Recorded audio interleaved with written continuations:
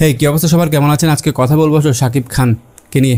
শাকিব খানের upcoming cinema নিয়ে। দেখেন শাকিব খানের আপকামিং সিনেমা কোনটা হবে এবং এটার পরিচালককে, এইটা নিয়ে কিন্তু নানা জল্পনা কল্পনা চলছে এবং অনেকে অনেক কিছু ধারণা করে এটার উপর ভিত্তি করে বিভিন্ন নিউজ করছে। এবং কিছুদিন আগে প্রযোজক আশাদ নাগরিক টিভিতে একটা ইন্টারভিউ দেয় এবং সেই ইন্টারভিউতে তিনি 2টি সিনেমা করার ঘোষণা দেন এবং ওই 2টি সিনেমার মধ্যে একটি শাকিব খান করবে। কিন্তু আসলে এটার পরিচালককে, প্রযোজককে খুব ক্লিয়ারভাবে আসলে কোনো কিছু বলেনি।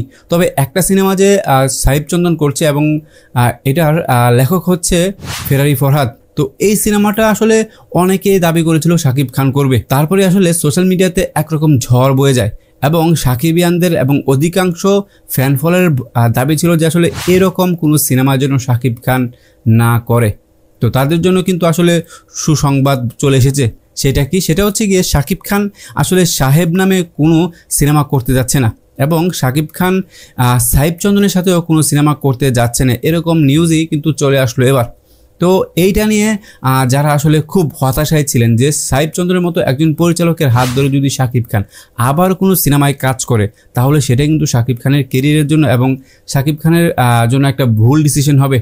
তো সেই ভুল ডিসিশনকে এবার শুদ্ধ করে আসলে শাকিব খান জানিয়েছে আসলে সাহেব নামে কোনো সিনেমা করছে না শাকিব খান। অবশ্যই লাইক কমেন্টসে এবং সঙ্গে থাকবেন সবসময় অথেন্টিক নিউজ পাওয়ার জন্য। দেখেন সাইফ চন্দন যে খুব খারাপ নির্মাতা আমি এটা বলছি না, কিন্তু শাকিব খানের স্টারডম যে লেভেলে এবং শাকিব খান বর্তমানে যে লেভেলের গল্প বিলং করে, তো সেইখান থেকে আসলে শাকিব খান যদি সাইফ চন্দনের মতো কোনো ডিরেক্টরের সাথে কাজ করে, তার স্টারডম তাকে ক্যারি করার মতো যে লেভেলের অ্যারেঞ্জমেন্ট দরকার, সেইটা কিন্তু আসলে একজন নর্মাল পরিচালক দিয়ে আপনি আশা করতে পারবেন না। কারণ চিন্তা অথবা পরিকল্পনা এবং প্ল্যানিংয়ে বিগ অ্যারেঞ্জমেন্ট থাকতে হবে এবং প্রত্যেকটা সিন হতে হবে দুর্দান্ত। তো সেইখান থেকে আসলে যাদের চুলকানি হয়েছিল যে সাহেব চন্দনের মতো একজন থার্ড ক্লাস ডিরেক্টরের সাথে আসলে শাকিব খান কাজ করছে, তাহলে কি শাকিব খানের জ্ঞান বুদ্ধি কি কমে গেল হঠাৎ করে?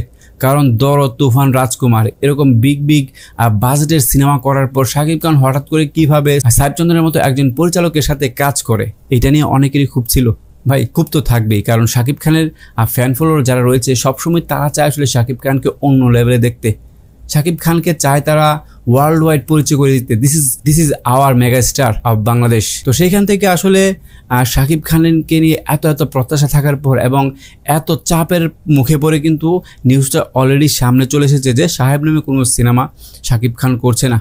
দেখেন এইটাই সাকিবিয়ানদের পাওয়ার। শাকিব খানকে যারা পছন্দ করে এবং শাকিব খানের যে ফ্যান ফলোয়ার রয়েছে তারা কিন্তু প্রত্যেকটা দাবিকে তারা যৌক্তিক হলে খুব ভালোভাবে সমর্থন করে এবং অযৌক্তিক হলে এবং গ্রহণযোগ্যতা যদি মনে হয় যে এই সিনেমাটা শাকিব খানের ক্যারিয়ারের জন্য খুব ভালো কিছু বয়ে আনবে না, তো সেইখান থেকে কিন্তু আসলে তারা বরাবরই আসলে তাদের মতামতটা প্রকাশ করে। যেটার প্রমাণ আসলে সর্বশেষ আপনারা পেয়েছিলেন রাজকুমার সিনেমার একটি গানে। আসলে খারাপকে খারাপ এবং ভালোকে ভালো এইটা বলতে শিখে গেছে শাকিব খানের ফ্যান ফলোয়াররা। তো ধন্যবাদ সবাইকে ভিডিওটি দেখার জন্য। কেমন লাগলো এই নিউজটা জেনে যে শাকিব খান আসলে সাহেব নামে এবং সাইফ চন্দনের সাথে কোনো সিনেমাতে এগুচ্ছে না? তো ধন্যবাদ সবাইকে ভিডিওটি দেখার জন্য। কেমন লাগলো অবশ্যই কমেন্টস করে জানাবেন।